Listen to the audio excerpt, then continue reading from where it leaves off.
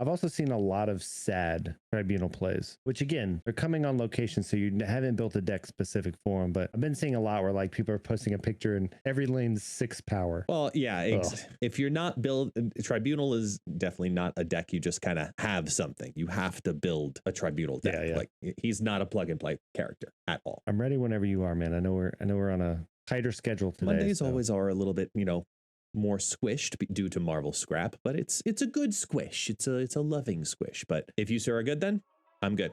I'm good, man. All right, y'all know the drill. Let's do this then and say welcome on in, folks, to the Snapback Podcast live here on DefaultDan's Twitch channel. For those who do not know, my name is Guest, also known as ItsGuestGaming, and as always, I'm here with DefaultDan.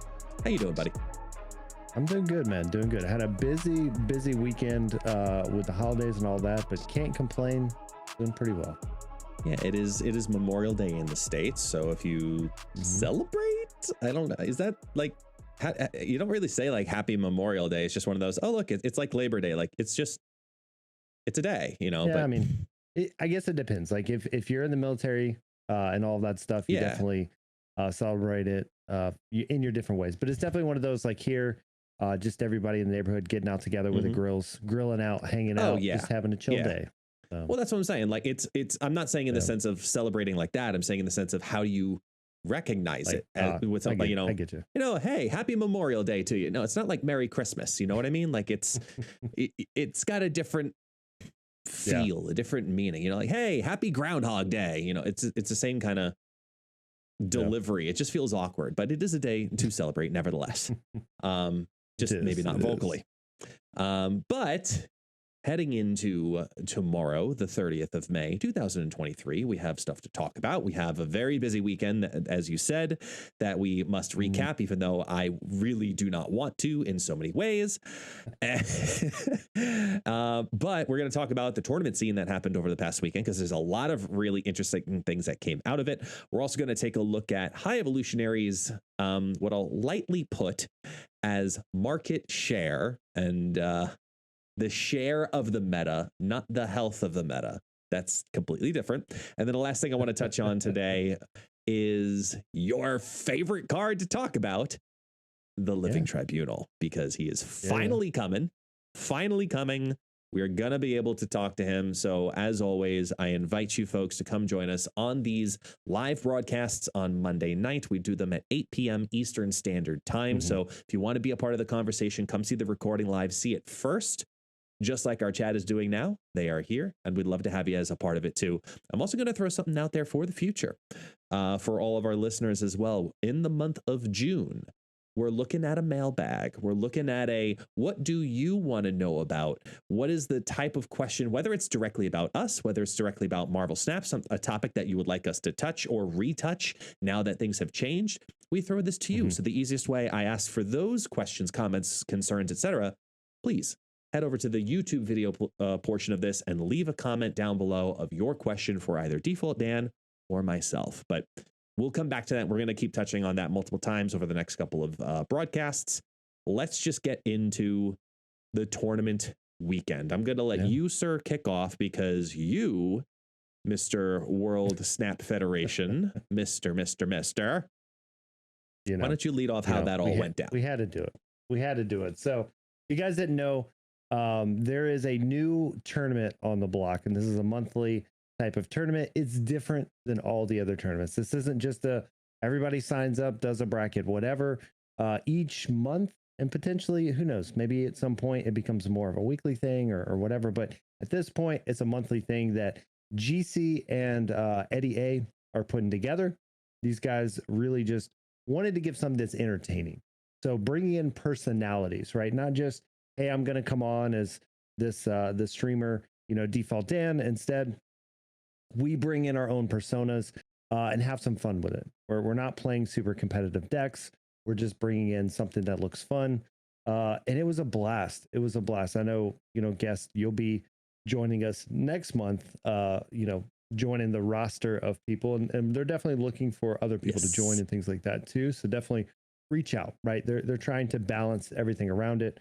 But it was fun. It was a lot of fun this time around to crown the very first World Snap Federation champion, and that would be myself here, getting the belt and retaining the title. We did do a bracketed kind of system, but it was a ton of fun. And again, this wasn't like a full battle mode. This was just best of 3 within a battle mode. So you play 2 or 3 rounds of a battle mode. Whoever wins 2 takes down that match. And there was a lot of talent in there, a lot of fun gimmicks and things like that. And I'm curious from your side, Guest, before we kind of jump into some of those guys and some of the plays and stuff that happened. Like, did you get to catch some of it? I know you were kind of out on holiday and things like that during that time, but yeah, anybody you saw or any gimmick you thought was an interesting one during the I wish for all of the reasons, this weekend was a very busy weekend for me. I had a lot of family stuff, a lot of family events, first time things that I've been waiting for to be able to happen here in Brazil. So unfortunately, I did not get to catch a lot of it. I did get to catch some clips here and there. And I will say just the overall feeling of the broadcast that I got out of it was, this is not your normal Snap game. This is exclusively focused on the idea of, hey, look, Snap is the medium for us to have a different kind of entertainment and fun. You know, it's just like, you know, what wrestling does in the sense of, you know, it's bringing you entertainment first, the actual wrestling second. Same thing with this. It's the Snap is the secondary piece. It's about bringing out a character, bringing out a fun presentation, bringing out something unique and different that, you know, hey, look, if you really enjoyed this character that, you know, DefaultDan puts out there, or, you know, Super Tech God or Matrim or Felicity or any of these characters that everyone has created, and including myself come June, you know, I loved also the build up over the whole month, because if you don't know, the way that it works out is these guys also like basically kind of shit talk each other back and forth in different ways, all on, you know, Twitter and Discord and YouTube and all these other platforms. So it's something that gets built up to. So that's why I made a teaser trailer and I put it on mine, because I couldn't be there for May, but I wanted it known I will be there for June. So that's what I did with my persona, which I'm still, I'm very happy with, but it will require lozenges, and it will be a lot of fun. So I'll let the YouTube video speak for itself. It was a ton of fun. So like Explosive Yoda's here in the chat with us now, which was my first round opponent. And again, it was a ton of fun. We got to kind of go back and forth. We all know, even if some of it may be read wrong or whatever over Twitter, it's like, we all know we're just messing with each other. So nobody's taking it harshly with what we say going back. But like me and Explosive Yoda were going back and forth on Twitter leading up to, you know, round 1. But the fun part was even while we were live, because we were both in the same chat along with Eddie and GC. So we were all just trash talking people during the play. So it was fun to have that.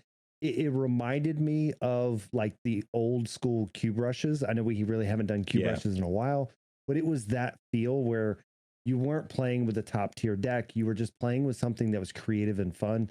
And that's what I can't wait. I can't wait for, you know, the upcoming months, because we're going to get away from the bracket system and more of like, all right, who's coming after the championship belt next month? All right, what is that match? Is that match like an odds and evens match? Is that, you know, destroy only match? Whatever it may be, there's going to be some type of theme around it. It's not going to be, all right, I'm just going to go make my tier 1 Thanos deck, right? Or my tier whatever deck that won the tournament last weekend, and use that. So that's what I found a lot of fun with it. And the fact that you could kind of tie that into your personality. So, you know, I played specifically, if you guys want to check it out, I did post up on Twitter, but I played a Nimrod deck. It had Galactus in there, but I wasn't really using Galactus. He's more of like a last ditch effort turn 6. But it was a ton of fun. And there's an insane clip.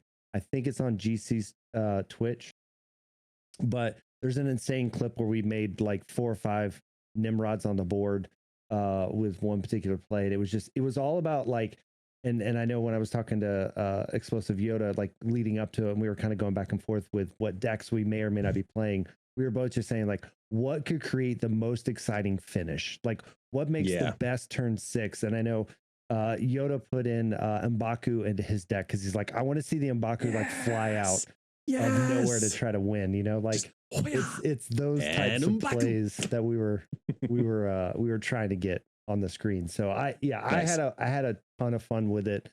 Can't wait for next month. Again, Super Tech God brought the big deck energy, um, as he brought his deck that got shut down by a goose. So big deck energy doesn't really work well against the octopus cat. No, it's definitely going to be a good time, and that's the entertainment side of the tournament scene over this past weekend. It was a lot of fun, and I can't wait for the June one to continue to even further grow. But if you are a player who is from the community side, who's gone on in and participated in whether it be one of the weekend tournaments, the daily ones, or we had the large one with the Snap oh my gosh, Snap Battle Arena, and Quinny Equinox's deck from this past weekend really surprised me. As I'm looking at this deck breakdown, and this deck went 7-0 and took down the entire tourney undefeated. I was like, I really, really like this. Like the amount of play in this specific deck. It's called Invisibast, and it's basically a bounce deck again, but with a twist. You have your Hood, Kitty Pryde, Bast, Angela, Hitmonkey, Beast. It's a pretty solid staple there. And then all of a sudden you've got Invisible Woman with Mysterio and Bishop, followed by Super Skrull, Iron Man, and then America Chavez. And as I keep looking at this deck, it's not a combo I ever would have thought of, because very often, obviously, you think Invisible Woman, you think discard, you think Cerebro, you think, different hidings in that sense. But I love the Super Skrull play in this specific deck because of all of the meta-ness that's out there right now for High Evolutionary, and all of the Luke Cages that are out there, and the fact that it's not on reveal that you're technically hiding behind Invisible Woman. And most opponents are not playing both Rogue and Enchantress, yet alone in the same lane. Like it's just, it's a very well thought out deck, and it's really intriguing as one I'd like to try, because its win rate, according to Snap.fan, it's still averaging almost 0.5 cubes a game, which is a pretty damn good start. Yeah, it's definitely one of those cards where like you're mentioning, you put down Invisible Woman, then you throw Super Skrull behind her. They don't know what's behind her, and there's no way to remove both of them without having to use two cards. Right. Having to use a Rogue followed by an Enchantress or something like that. I think the other thing that's nice about this is when you're talking about High Evolutionary specifically, what you see a lot in that deck is they kind of wait around and they play their Luke Cage, but in a lot of matches, they don't have to play the Luke Cage, right? If they're not playing Hazmat, you really don't affect your side too much, but people still play Luke Cage out all the time. I don't know why they do, but they do. And when you're in a position of a closed deck and people don't know what's in your deck, they may throw it out there, and all of a sudden game ends, your Super Skrull's revealed, and bam, now you have a Luke Cage, and they didn't know that, right? Whereas if he was on the field, they would know not to play their Luke Cage. So yeah, it's a very interesting deck, and honestly, the bounce decks in general right now are very, very strong. For a while there, Waves, Sandman, all of that was everywhere. And after the change, the nerf, whatever you want to call it, to Wave, I haven't seen her as much. She's still there. I mean, don't get me wrong. She's still there, but definitely we're not seeing as many turn 5 waves that were killing the bounce decks. And so I love a good bounce deck. I've been seeing it do very well in the tournament scenes, which I'm sure we'll talk about the other tournament in a second, where I got destroyed by a bounce deck. But yeah, I'm loving it. Loving this take on the deck. It's a great take because of how I think the meta is also going to start to switch and change a little bit, because they're already talking about the tilt, as we should probably just start the acronym now. We're going to call it getting tilted, which is the Living Tribunal, TLT. We're going to talk about that towards the second half of the podcast, because they're talking about it here in the chat. But I will say, with the current meta of what's out there right now, this deck can still keep up because it can scale higher and higher and higher. And then it has that secondary piece on top of it of that single lane crazy high scale, which you get from Iron Man. You have the insurance play of America Chavez in case if for some reason something's not going to look fantastic. But either way, bounce decks can still easily scale into the high to mid 20s in one lane incredibly easy. So it's a really interesting build. I'm very curious to try this one out, even though I've got a whole bunch of everythings to try out, including Freddie's deck from Hannah's Cat Cafe's tournament on Friday, which is what we led into, from the last podcast. We talked about, we're both going into a tournament. We're going to talk about this, that, and the other. And I can't believe I am unfortunately using this as, a double segue, but Freddie Babes, first off, congratulations. You kicked butt because you built two very different decks, which is a perfect strategy. And he basically said, because he went into a full description on Twitter, he built a Galactus deck and he built a High Evo deck. Now, remember, High Evo had only been out for not even 48 hours at this point or something like that.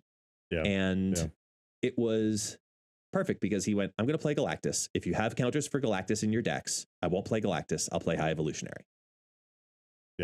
And he won $500 because of it. And it just further showed how consistent and strong, the decks were. He played, the only card that I found really interesting in here was he plays it's for the most part, it's a pretty standard Galactus deck, but with Rocket Raccoon. And I was like, why Rocket Raccoon? And then he went into it basically saying, it's just a fun backup plan in case if you don't pull null, or get the wrong timing with null as like an extra insurance play on turn 6. So I was like, okay, I mean, you're going to play into that lane. Sure, it's a guaranteed 1/4 then at that point. Okay. So you're not playing it early, you're playing it late. If there still could be other cards that you might want to think about, in that position too. Like, it's very often if you're in that position, you're going second anyway. So maybe Titania would be a slightly better play, but what do I know? He's the one who won. I didn't. So I can't knock that in any way. It's a really solid, well-balanced, very popular, and Rocket Raccoon's stock just went way up. Very popular deck. And then he built a value evolutionary deck. Yeah. And this was something that prior to the tournament. So I came in to the tournament with only a couple days to prep, kind of as a backup. There was somebody who couldn't play. And so I jumped in to help out. And one of the things when you were asking me and you were like, all right, I'm prepping for this tournament. What do I do? And I said, one of the big things that people don't think about when it comes to these tournaments, and I'll say my decks didn't do this because I was just trying to put something together real quick, but you really want two totally different decks. You want them to have to look at your decks and say, okay, if I play my A deck, I lose to this deck. If I play my B deck, I lose to this deck. You want to make sure, because what ends up happening, so for instance, I'll give you an example. The two decks that I had, they were different, but they were similar. One was a lockdown deck. The other one was a control deck. Even though they're different in the fact that I'm locking lanes down, they're both pretty control-y. So you look at that and you go, okay, and I didn't necessarily face Freddie Babes, but I faced a bounce deck. Well, I didn't have wave. I didn't have the answers to the bounce deck, and it didn't matter which deck I played. Realistically, if you're good at bounce, you could have beat the deck. Even a lockout deck, that, okay, I just need to put 5 or 6 power here, and it doesn't matter if he, I have to put 6 power here, 7 power here. It doesn't matter if he Professor X's and Jeff's, I still have the lane, right? So it's one of those things when you take like this, where you say, I have Galactus, which means you have to be able to beat me in one lane, compared to I have, this deck, the High Evo deck, which kind of spreads it out everywhere. It's two totally different styles, and it's very hard to predict, okay, what deck is he going to use and what deck do I need to use that's going to have my best shot against it. So I like that he did this. And those are the things that this style of tournament where you have two decks, you really have to look at. And I did that at the Creator Clash very well. This one, I got knocked out real quick in 2 matches because of the fact that I did that with my decks. It's okay. So, I mean, I won't judge you harshly because I got my butt kicked as well.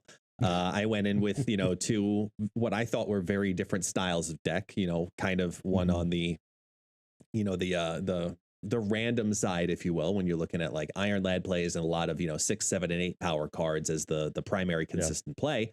And then I went on the opposite side of it with a control surfer hybrid that I had built.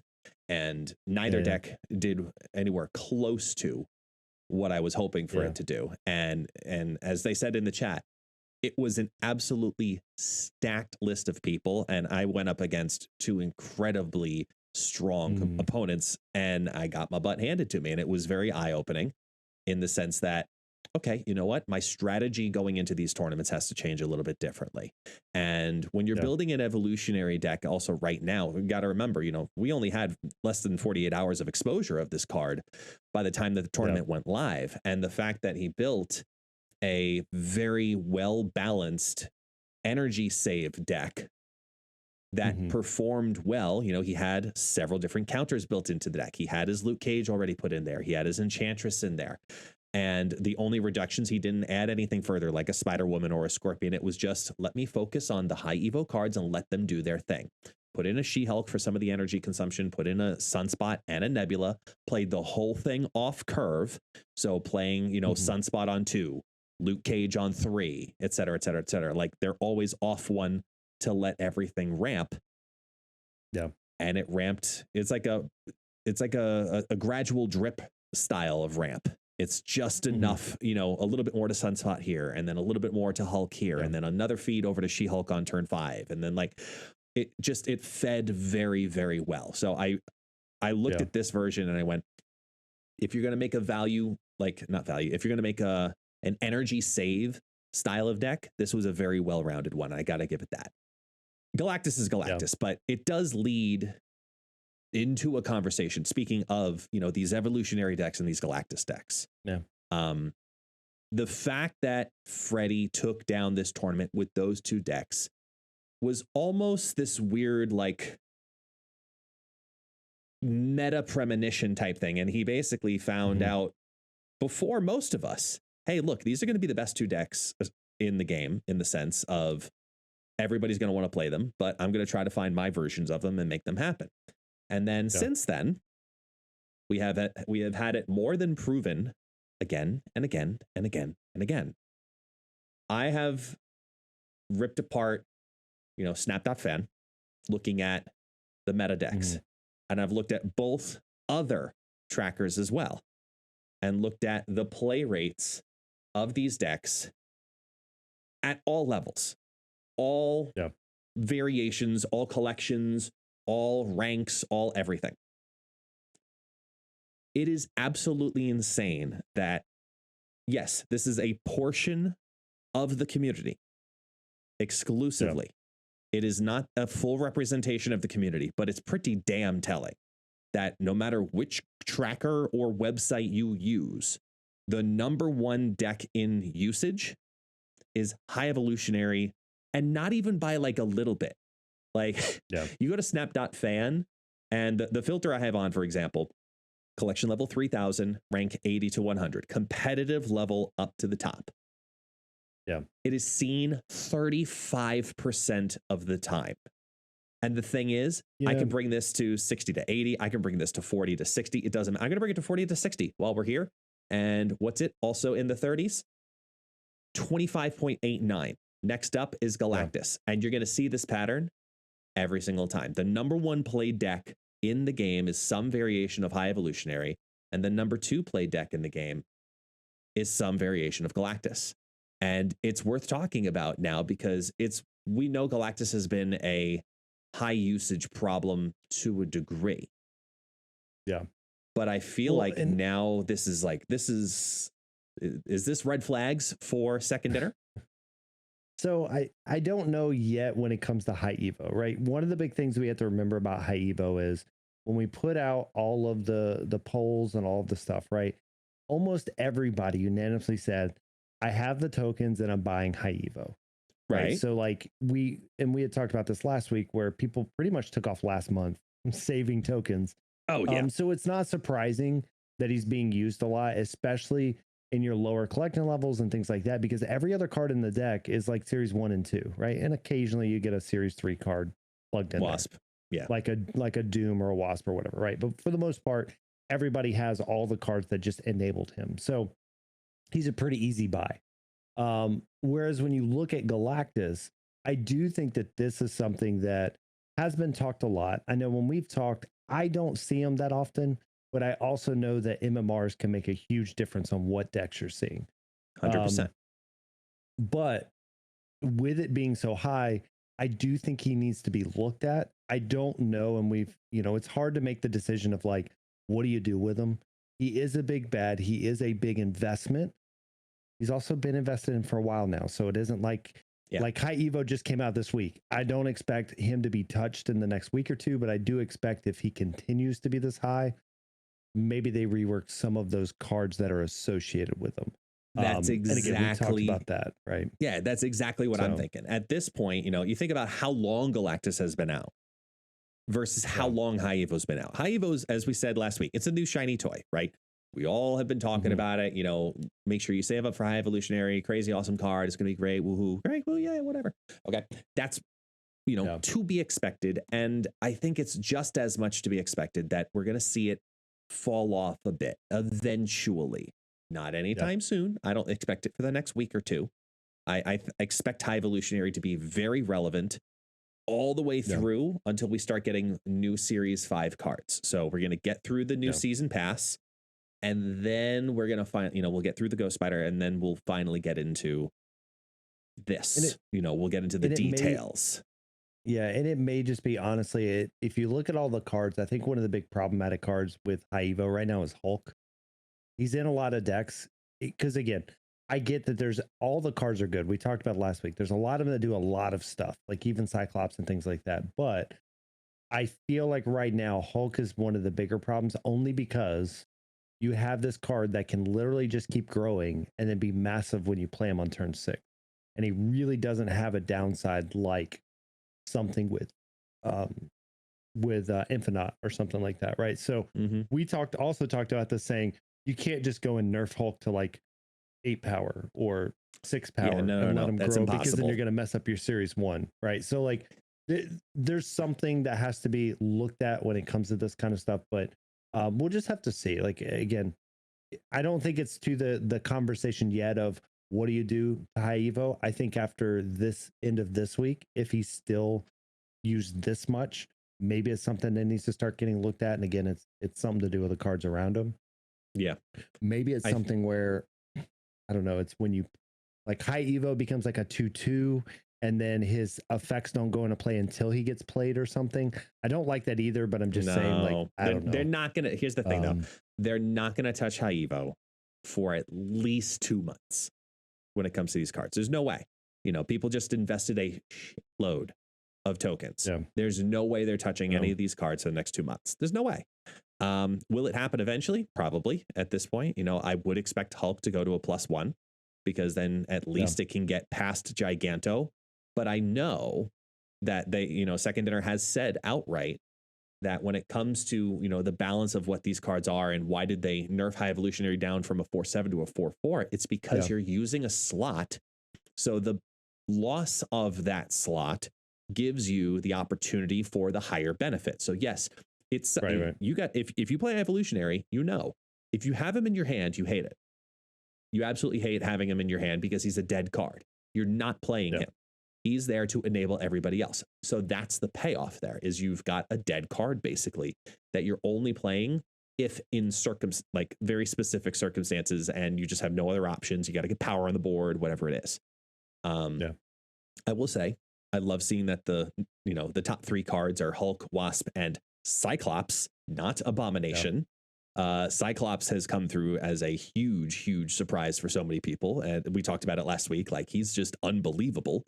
And he's great in these lockdown metas right now. Just kind of leave him alone and let him do his thing consistently. But the fact that, and this is what the whole point of this is High Evolutionary is out here and it's going to be popular for a little while. Everybody's been saving for it. Everybody's trying to figure it out. And then the new season pass is going to come. That's going to make it dip a little bit. And then more cards will come and that'll, help bring some of the popularity down a bit. But the fact that still Galactus is the second most played deck in I think it's comparison because to such a strong card. And this week, it's going to get even worse. It's going to get so much worse starting tomorrow. I'm warning you all right now. You hate Galactus now? Just wait. Oh, just wait till the Living Tribunal comes out. And then everybody who doesn't want to deal with it just starts playing Galactus. So his stock is going to, Galactus's stock is going to go up. I think the problem with Galactus is like, and it's not, he's a problematic card. He's got a lot of answers. Right this second, people are not playing his answer card. And I think that that's the problem with Galactus. The decks that we used to play, so if you think of Patriot, right? Patriot had Resurgence for a little bit. Patriot's no longer out there. And so that means Debris is not out there, right? So that's an answer. Polaris. So if you think of all of the Sarah control decks that were always running around, they're gone. Because now if you're playing a Sarah deck, you're playing a Hitmonkey deck. So your Polaris cards and things like that are no longer there to mess with your Galactus. Also, I feel like people have figured out how to play Galactus. So they load up one lane so that they can potentially make sure that they have priority on turn 4 when they're playing Galactus, yet instantly lose priority so that they can do their thing on turn 6. So, you know, I think that there's a lot of stuff when it comes to Galactus where the cards that mattered are no longer being played at the moment. Cosmo's another good example of that. A card that kind of disappeared at the moment. So once those cards start to come back into the format, I think we'll be in a good spot and Galactus will kind of die off again. But as of right now, all of his answers, nobody's playing. So he's kind of showing up. And I think that that's why Freddie did so well. Like if you think about all those cards, a lot of those cards aren't in the decks he was going up against. So to his point, he looked at the cards and do you have Polaris? Do you have Debris? Do you have Cosmo? Nope, none of those. Okay, you're getting Galactus. If you have any of those, okay, I'm going to go use High Evo because, you know, your Cosmo, I'm going to put my Hulk right behind it, right? So, like, I do think that it's just one of those that he's seeing such a resurgence right now because the answer cards aren't being played and people are able to kind of figure it out. There's no one particular card that makes Galactus insane. And there's no real card that, like, you can quote unquote nerf to really hurt Galactus. So at this point, if they're going to do anything, which we kind of know because they've hinted at it at this point, they're going to have to change Galactus himself, right? So we'll see. I caught that, by the way, just as a little internal Freudian slip almost.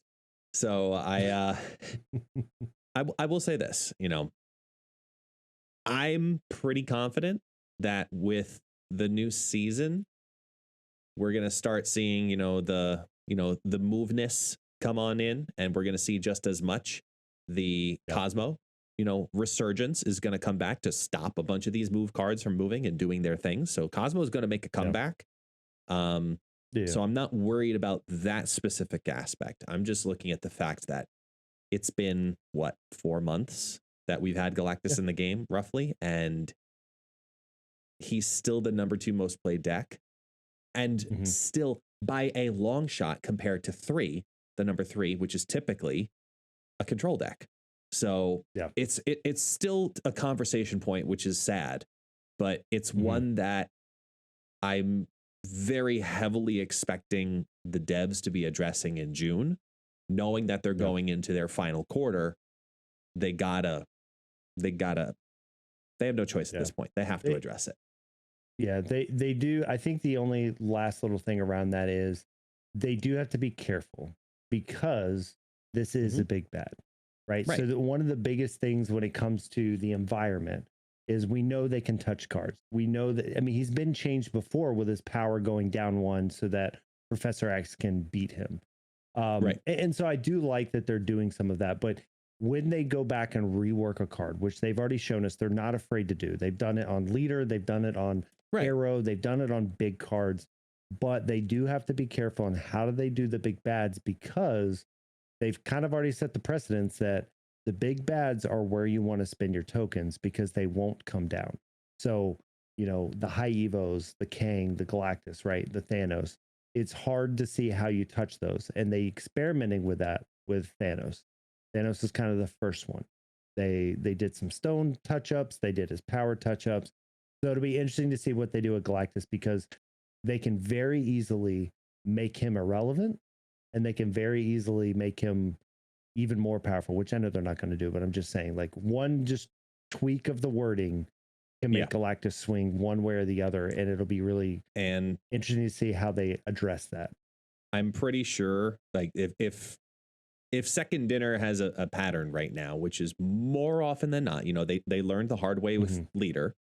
They've done a really good job, really good job of understanding the balance of what the meta needs and then addressing it where we may not see it. Like, look at Zabu, for example. Everyone thought Zabu was completely like nerfed into the ground in a weird way for like the first 48 hours. And then everyone went, you know what? Actually, this is perfect. This is exactly what we needed it to be. And obviously, you know, we got to have that trust in there. I think, honestly, he's going to end up getting a complete rework in some way, shape, or form. It's going to be a completely new mechanic. It's going to change how you build Galactus decks entirely, where he'll still be a big bad, just like how you build Thanos decks. You're going to change how you build your Galactus decks. And it's not going to be just the same cookie cutter copy paste strategy with a couple of card differences in there. If you like to play Wolverine or not, if you like to play Daredevil or not, or Ebony Maw or not, etc.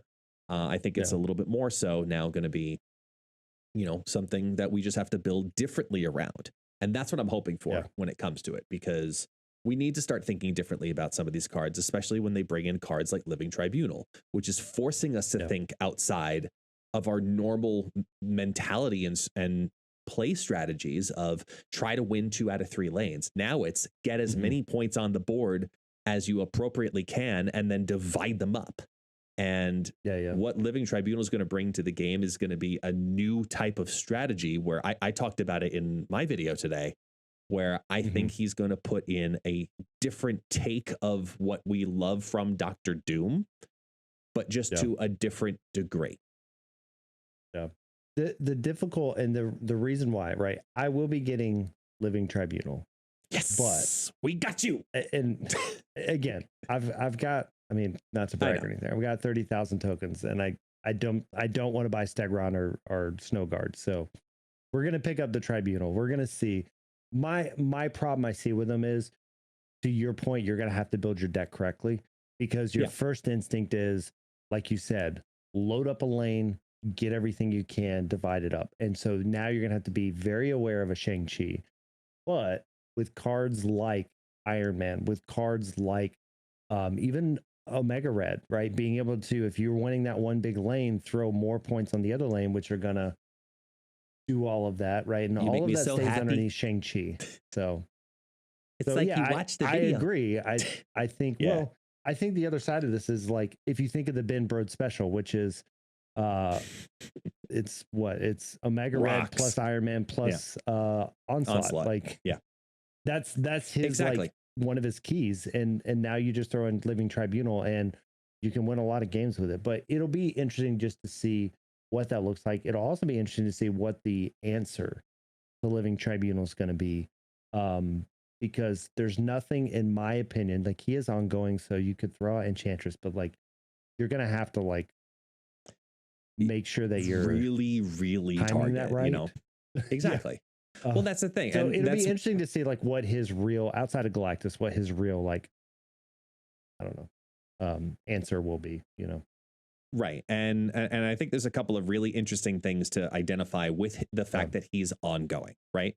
The fact that it's an ongoing means that, if anything, contrary to what they're saying in the chat, the Living Tribunal's deck build style is completely different, where if you're playing something like a Super Skrull, for example, which is a tech card meant to take on, more often than not, single target or single lane ongoing buffs. You look at things like Iron Man, you look at things like Devil Dinosaur, Darkhawk. It's affecting one card in one specific area. Sometimes you get a little extra benefit with something like Claw, where it happens to hit the other lane. Or you're getting another thing like Patriot as a secondary buff for all those rocks that were thrown on your side of the battlefield now. Whatever it is, if anything, Skrull actually gets hurt by this, because if your deck is not built to sustain 3 lanes of widespread damage, if anything, Tribunal is a weird counter to Super Skrull for that reason, because you play your Super Skrull, that's great. You have really weak cards and control. my somewhat mediocre better cards are just overall stronger. And that's what Tribunal is going to put out there in a very weird way. The other thing that it would depend. It would depend, kind of like where you're going with it, though, right? It depends on what's on the board. But if you're saying like they have Dino plus Iron Man plus Living Tribunal, you've now matched what they're doing. Right. But in like a very Onslaught doesn't work, right? Exactly. Right. In a very specific lane, it'll really help you. But you'll also get Tribunal, which means you'll do it on all the lanes off of one card compared to their 3. Many of the other cards, though, are very dependent as well on what else is in that lane. For example, like you talk about Omega Red. If that if that Super Scroll is in the wrong lane, it's not going to get that benefit the same way that yours may have, for example. If something like Warpath, which I have in one of my decks, if you have the Warpath on your side, they're not going to get that benefit unless if you're positioned that way. There are ongoings that you can work around that Super Scroll will not take benefit from and will actually hurt the opponent, which is how I think is one of the ways you kind of have to look at Living Tribunal if you're playing that style of deck. The other way I kind of look at it is, and it's been brought up in the chat, and I put my variation of it up today as well. This, in my opinion, is the ultimate Hela card. This is the card that Hela has needed to get Hela nerfed. This is that level of a card. Because think about it. You have a bunch of 6 drops, 6 cost cards that you just discard. You throw in your Lady Sif, you throw in your Swordmaster, your Hell Cow, everything in between, and then bring back 4, 5, 6 of them all at the same time. And just to cover your ass, let me just evenly spread this over all of the lanes. And for example, I put in Arnim Zola in mine because I love the fact that you can double up something that you bring back. So now you might have discarded 4, but you're actually getting 5 out of the deal. And with big enough cards, that's huge. Even with the randomness, it's still going to double up because you've doubled up the power, and then it's spreading. It's still like, it's just, there's so many cool things that you can do with Living Tribunal that are not just, put it all down and play like you said, the Iron Man, Onslaught, Magic, etc. Because a lot of the decks do require Magic or Psylocke, I will say. You can't just play Tribunal as a turn 6. In my opinion, there's no way to make that work. Yeah, and I think that's where when you look at what day one's going to hold, there's going to be a lot of people doing that. There's going to be a lot of people just being like, all right, let's Iron Man all of this. But even with that, I mean, you have to be aware that an Enchantress will stop that. Like, even if you don't stop the Tribunal, but if you take away the Iron Man plus whatever that came down before, that's going to look pretty bad. I'm actually liking what chat's saying over here. Wave on 3 into Tribunal so Tribunal on 4, Viper on 5 to give them Tribunal, and then start sending over the goblins to their side. Their deck isn't built for it. Yeah, I mean, it's cheeky. The memeiest of the meme decks. Oh, it is a straight. I mean, we could try it just for the hell of it, but like it is a meme, really meme style of deck. But either way, I like the Hela plays.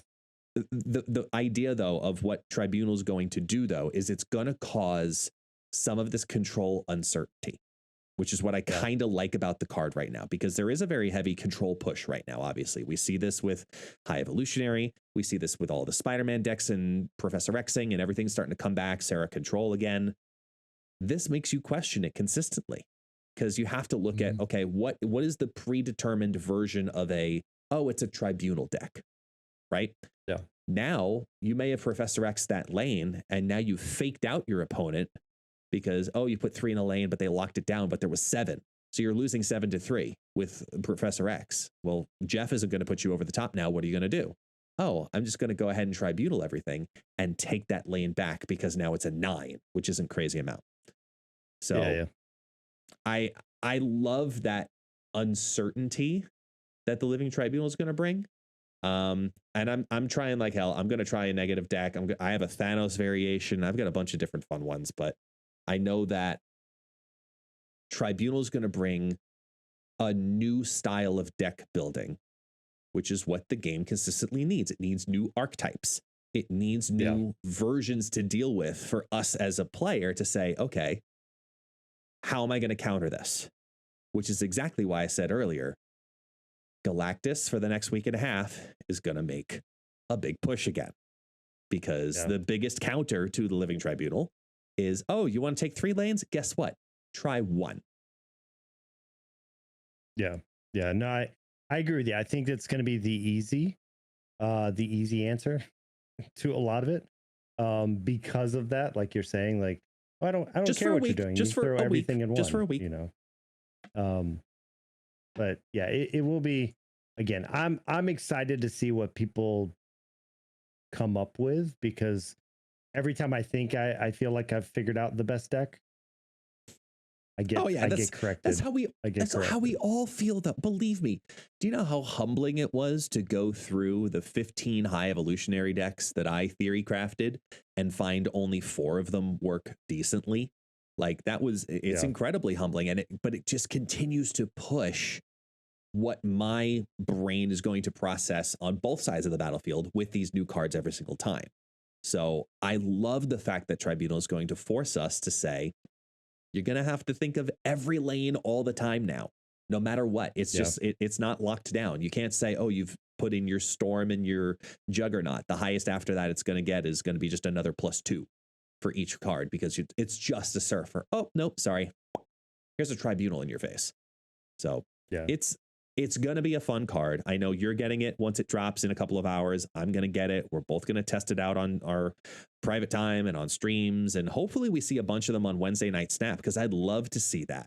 I'd love to see some Tribunal decks on Wednesday Night Snap on the snap.fan channel, just to see how people handle it from the opposite side. Like, have someone play it on live and we can see the strategy of how they build it, and then see how the opponent handles that in a battle mode scenario specifically. Because I think it's going to be a really fun card to build around. Yeah. Like, High Evo is just everything, but I think Tribunal is like, ooh, this is niche. This is like the craft beer of, the cards right now. It's really niche. Well, and the thing that'll be fun with them is, just like some decks throw in, like, if you think about the Thanos decks, right, that had Galactus kind of just thrown in there. I feel like he's one of those cards where, even if you don't use him every turn, if your opponent knows you have him, just having him in the deck is going to make them play a different way. Right. Yep. So, like, I think that's the other thing, is if you can make your deck work without him, but be even better with him, to where if you play him, you play him. And if you don't, you're still have a really strong presence, which you should with the Tribunal deck, because you're wanting big power. I think it ends up being like this really awesome, win con that they have to respect. So, like, Galactus is a have to respect win con. If he's in a deck you're going against, and I feel like he's going to be in that same situation. I think there are going to be certain content creators as well who absolutely get floored at how good this card is, because it's just their play style. And there are going to be other content creators to say, this is the absolute worst card. It's a waste of your time. Don't get it. But it's going to be up to every single person to test it and find their play style. If you like this style of deck after watching it on stream for the next couple of days, get the card. That's going to be the recommendation. A lot of people have been saving up specifically for Tribunal, and it's going to be interesting to see how people react to it on both sides once they start seeing it in play. I know I'm going to have a lot of fun with it. I know you're going to have a lot of fun with it. I'm curious to see how the community handles it, and they can let us know in the comments down below. What do you think about Living Tribunal? Do you think it is a relevant archetype that's going to survive outside of its first week? I think in its first week, it's going to be awful. And then after that, it's going to be it's going to be like Stegron. It's like the first week, everyone's like, sure, whatever. And then afterwards, it's like the sleeper pick, something that just throws people off. That's what I think Living Tribunal is. And I hope that's the case. Yeah, absolutely. I think the hard part is, if you're one of those that doesn't have a lot of tokens, let it simmer for a week. Go watch some people, see if it is your play style, because you do have to remember, next month we have all the Spider family coming, and there's some really cool cards that are coming next month too. So just be aware of that. Yep. Yeah. I mean, move, destroyed, like, there's so many good ones in there. So just be aware of what's coming, and then see, again, whether it's the YouTube videos, live Twitch, whatever. I know, yes, you'll be playing it. I'll be playing it as well. So it's just trying to figure out, is it your style of card, since it is 6,000 tokens compared to, remember, he's not the big bad High Evo was. So I'm excited to see what people come up with. He almost was. He was in contention. Yes, he almost was. So that's why I think he's going to be a lot of fun. So Yep. Default Dan, thank you. Thank you so much to all of our listeners, to our viewers, our watchers. We greatly appreciate all the positive feedback that we've received over the last couple of podcasts. We keep getting more and more comments about that you guys are coming to discover us and find us. And I just want to say thank you. Continue to help us spread the word for Default Dan, myself, who you can find here on Twitch, on YouTube, on Discord, on Twitter, on Instagram, on TikTok. You get the drill. So Default Dan, as always, thank you, buddy. I will see you Wednesday night for Wednesday Night Snap. And to all of our listeners, please let us know how we're doing. Remember, mailbag coming soon for the month of June. So, ladies and gentlemen, as always, thank you. Thank you so much for listening to tonight, I don't know, whatever it is for you, this episode of the Snap Back Podcast, where you snap and we snap back. Default Dan, say goodbye, buddy. All right, I'll see y'all guys later, and can't wait for next week. What the hell is y'all see y'all guys later? How many y'alls you gotta put into one? Oh, no, y'all see y'all guys later. Like you like you over southernized your own ending. Thing, man. It's a southern thing. I picked up all y'all too, but like no, not all y'all, not y'all. It's all y'all. All y'all. He's missing vowels. Ignore him.